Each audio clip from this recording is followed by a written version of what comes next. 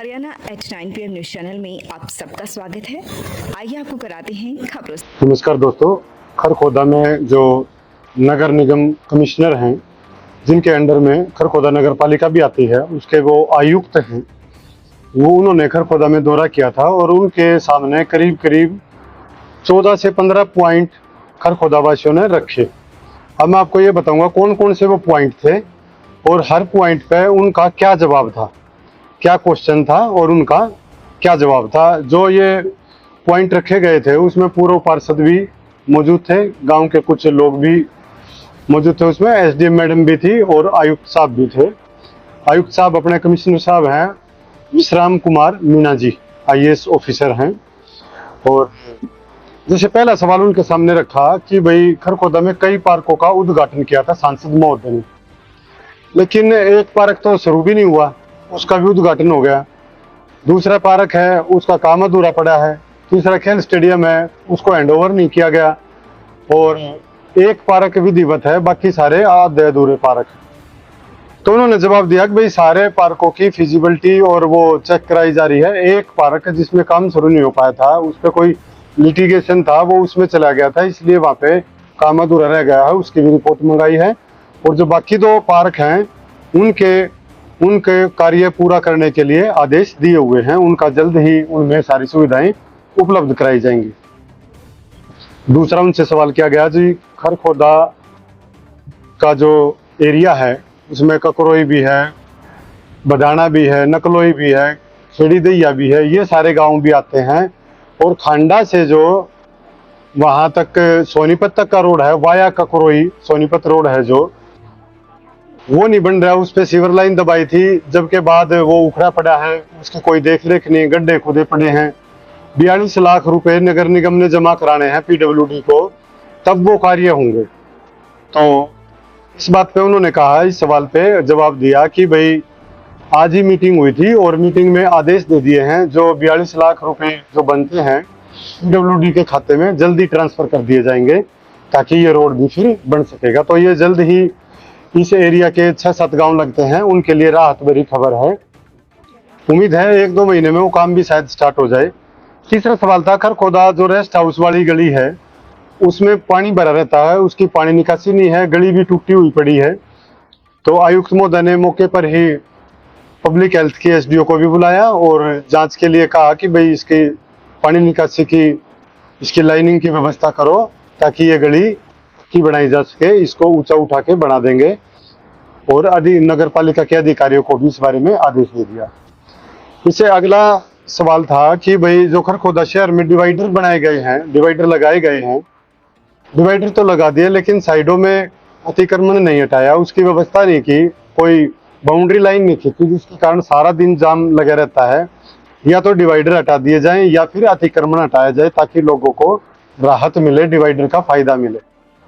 तो इस सवाल पर उन्होंने कहा कि बहुत जल्द एक ड्राइव चलाएंगे और दोनों तरफ का जो अतिक्रमण है उसको हटा दिया जाएगा, एक बाउंड्री लाइन कर दी जाएगी नाले तक, उसके आगे कोई भी आएगा दुकानदार तो उस पर कानूनी कार्रवाई की जाएगी, जुर्माना भी लगाया जा सकता है।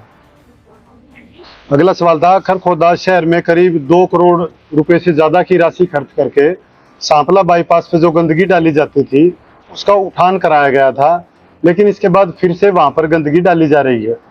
तो वो उठान कराने का क्या फायदा, 2 करोड़ रुपए खर्च करने का क्या फायदा। तो इस बात पर उन्होंने कहा कि भाई अधिकारियों को निर्देश दिए हैं, नगर पालिका अधिकारियों को, कोई भी वहां पर कचरा न डाला जाए, कोई कूड़ा न डाले वहां पर, इसकी जांच करो और जो भी वहां पे डालता है उसके खिलाफ एफआईआर करो, ताकि इस तरह से कोई भी गंदगी शहर में ना फैला सके। से अगला सवाल था कि खरखोदा में मटिंडू रोड पर एक करीब 150 से 200 साल पुरानी कॉलोनी है, बस्ती है गड्डी मोहल्ला, सैनी गड्डी मोहल्ला, कि उनको मालिकाना हक दिया जाए, क्योंकि उनके बिजली मीटर हैं 50 से ज्यादा साल पुराने, और दूसरी उनकी वसासत भी है और दूसरे सबूत भी हैं। उनकी 6 पीढ़ियां यहाँ गुजर चुकी हैं, लेकिन अब नगर पालिका 2018 से वहाँ पे विकास के कार्य बंद किए हुए हैं और उन पे भी एक तलवार लटकी हुई है, जब तक आज तक उन पर कोई केस नहीं। तो इस बात पर उन्होंने कहा कि ऐसा ही एक मामला सोनीपत का भी है, सोनीपत का मामला सामने आया था तो केस बना के सरकार को भेजा हुआ है कि भाई इनका कोई उचित हल निकाला जाए। अगर खरखोदा में भी ऐसी अगर कोई कॉलोनी है और उनके पास सबूत हैं तो वो प्रशासक महोदय जो आजकल एसडीएम हैं अपनी डॉक्टर अनमोल जी, उनसे मिले, उनको दस्तावेज दिखाए ताकि उनका भी केस बना के आगे भेजा जा सके और इस दिशा में सकारात्मक कार्रवाई की जा सके। और रही बात गलियां बनाने की और मरम्मत की, इसकी जांच कराई जाएगी। मरम्मत तो 100% करा दी जाएगी। नई गली की कोई बात है तो वो गाइडलाइन देख के वो भी बना देंगे अगर गाइडलाइन में आई तो। सफाई व्यवस्था चौपट है, लोगों को खुद सफाई करनी पड़ रही है।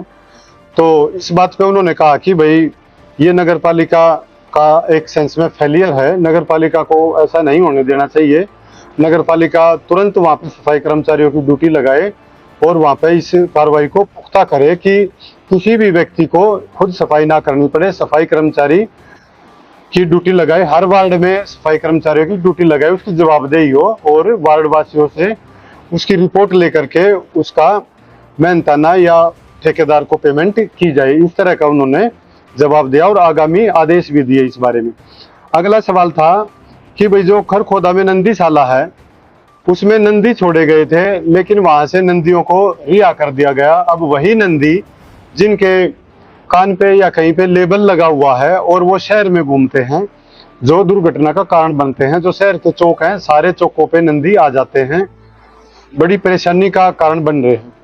तो इस बात को उन्होंने कहा कि इसकी इंक्वायरी कराई जाएगी। अगर इसमें नंदीशाला का जो रखरखाव कर रहे हैं अगर वो दोषी मिले तो उन पर कानूनी कार्रवाई होगी। इसके अलावा उन्होंने ये भी स्पष्ट किया कि अगर आपको कहीं भी वो नंदी मिलता है जिनके निशानदेही हो चुकी है, अगर वो घूमता मिलता है तो उनकी फोटो खींचें और एसडीएम मैडम को भेजें ताकि जो रखरखाव करने वाली कमेटी है उस पर कानूनी कार्रवाई की जा सके, उनकी पेमेंट रोकी जा सके। अगला जो सवाल था, अगला सवाल ये था कि जो खरखोदा शहर में स्ट्रीट लाइटें हैं वो अक्सर बंद रहती हैं, खराब पड़ी हैं।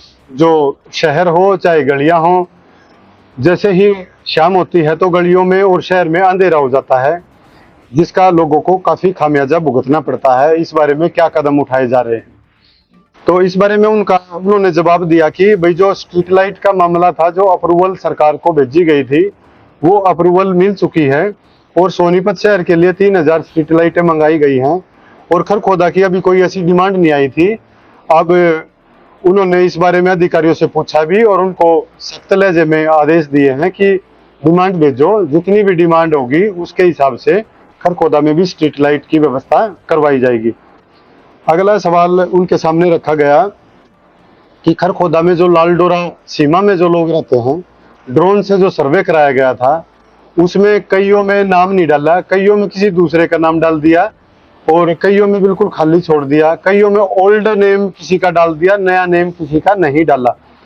जबकि ये ड्रोन जिसने सर्वे किया था उसकी खामी थी, उसने सही तरीके से नहीं सर्वे किया, सही आदमी का नाम नहीं लिखा, जिसके कारण ये दिक्कत आ गई।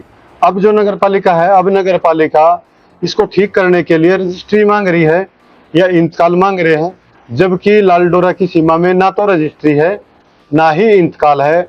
मुख्यमंत्री मनोहर लाल जी ने स्पष्ट किया है कि भाई स्वामित्व योजना के तहत लालडोरा मुक्त किया जाए, लेकिन जो खरखोदा शहर है इनका जो प्रॉपर्टी आईडी का जो मिलान है वो ठीक नहीं किया जा रहा। तो इस नियम में थोड़ी राहत दी जाए और जो पुराने बिजली बिल हैं और जो पानी का बिल है उसको ही उसका वैलिड आधार मानते हुए उसकी प्रॉपर्टी आईडी ठीक की जाए। तो इस बारे में उन्होंने जवाब दिया कि भाई ये हम करा देंगे, इसकी एक बार थोड़ा सा गाइडलाइन देख करके इसको जो पुख्ता सबूत होंगे या किसी के पास पुराना हाउस टैक्स होगा उसके हिसाब से उनको ठीक कर देंगे, रजिस्ट्री की शर्त को हटा देंगे और दूसरे सबूत इसमें अगर मालिक दे देता है तो उनका नाम दुरुस्त कर देंगे। इसके बाद एक सवाल रखा गया कि जो खरखोदा में दुकानें हैं, नगर पालिका ने जो दुकान अलाट की थी किराएदारों को, बहुत से किराएदारों ने वो दुकानें आगे सबलेट कर दी थी, कुछ ने तो उनके नाम चढ़वा दिए थे, चढ़ गए थे, ट्रांसफर हो गए थे फीस भर करके, लेकिन कुछ लोग अभी भी कागजों में तो किराएदार है नहीं, लेकिन वो सबलेट कई जगह हो चुकी है, वो स्वामित्व योजना का लाभ कैसे उठा पाएंगे?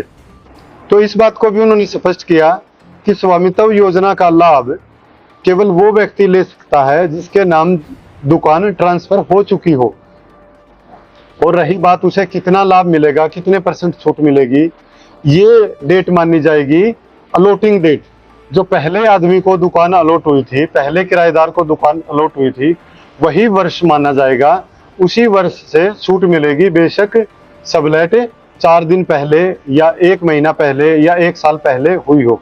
सबलेट कभी भी हुई हो, उसको लाभ पूरे अलॉटिंग वर्ष का ही माना जाएगा।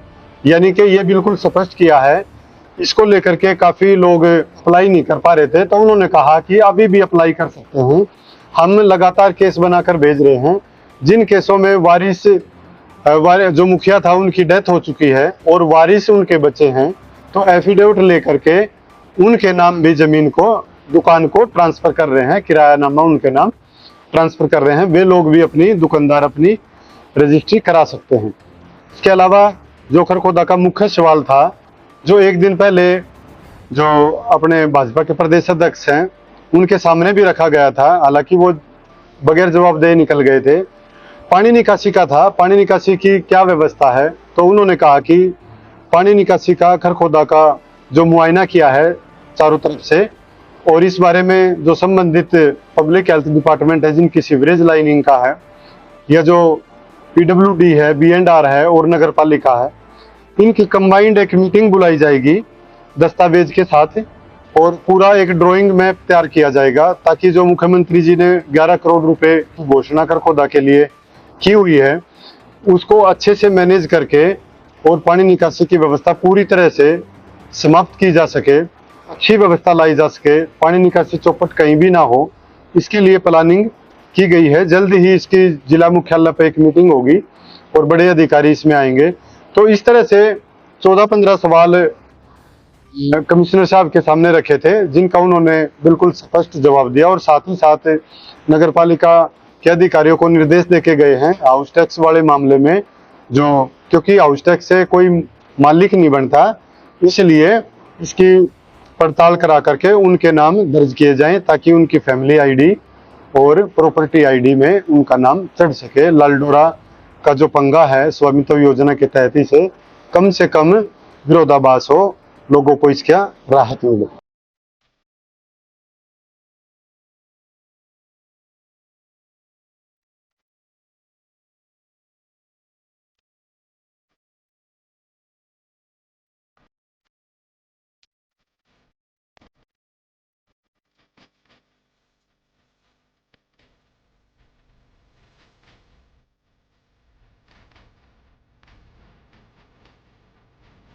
अब की बार कांग्रेस लाओ और हरियाणा बचाओ। जैसे कांग्रेस सरकार ने, आप सभी लोगों को पता है कि हिमाचल और राजस्थान में कर्मचारियों की पेंशन लागू कर दी है दोबारा से। वैसे ही हुड्डा सरकार के आते ही हरियाणा में भी पेंशन, कर्मचारी पेंशन दोबारा लागू की जाएगी, बुढ़ापा पेंशन बढ़ाई जाएगी, और हमारी माताओं के लिए, हमारी बहनों के लिए दोबारा से हरियाणा में सुविधा उपलब्ध करी जाएगी। मैं यहाँ पे डॉक्टर सिथीस अमर हॉस्पिटल खरखोदा में आई की सर्विसेज देने के लिए आती हूँ। काला मोतिया इरिवर्सिबल है, मतलब कि उसमें जो एक बार डैमेज हो जाता है उसके बाद उसको हम वापस से नॉर्मल नहीं कर सकते। दवाइयाँ दे करके और उसका ऑपरेशन कर गए, उसको जो भी डैमेज है उसको वहीं के वहीं हम रोक के रख सकते हैं। यहाँ पे हमारे पास काले मोतिये की जांच करने की भी सारी मशीनें और सुविधाएं उपलब्ध है। Pradhan group specially dealing IMT Kharkhoda. Contact us 93555009 9643971000 765002700 www.pradhangroup.com। बच्चों के चहुमुखी विकास के लिए प्रताप स्कूल खरखोदा का चयन करें, ताकि आपके बच्चे संस्कार, शिक्षा, टेक्नोलॉजी, खेल, स्वास्थ्य एवं सांस्कृतिक गतिविधियों द्वारा विदेशों में तिरंगा फहराते हुए इंजीनियर, डॉक्टर, लेफ्टिनेंट तथा राजनेता बनकर देश एवं विदेशों में उच्च पदों को सुशोभित कर सकें। लगातार खबरों से बनी रहने के लिए चैनल को लाइक, सब्सक्राइब और शेयर जरूर करें। धन्यवाद।